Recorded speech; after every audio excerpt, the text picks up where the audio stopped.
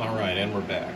Sometimes when you jump from the multiple different game types, what ends up happening is there's not enough memory left in the system to go ahead and start the other different game type, in which case all you have to do is restart the system.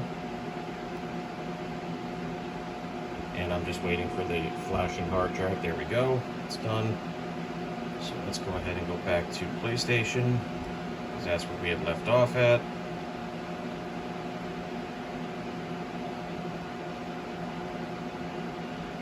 Alright, there we go.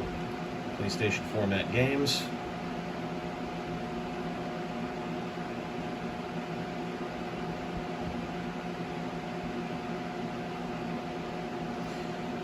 And we have our PlayStation running properly.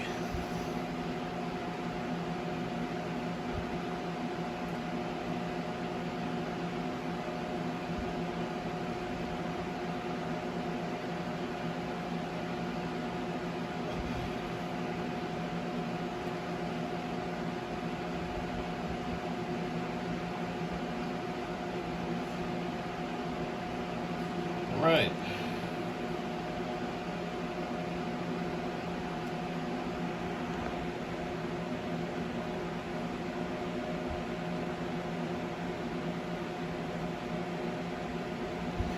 And the last thing that I wanted to draw attention to, since you did specifically request it, is our memory card situation.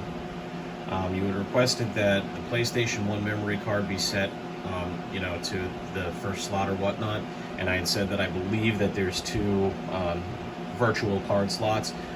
That actually is the case, and as it stands right now, the PS1 memory card is set to be in slot 1, excuse me, and the PS2 memory card is set to be in slot 2. So whichever ones you're playing, it'll automatically detect that there is a quote-unquote memory card in one of the slots and will allow you to save accordingly. So yeah, she's 100% good to go, and I'll talk to you about getting it back to you.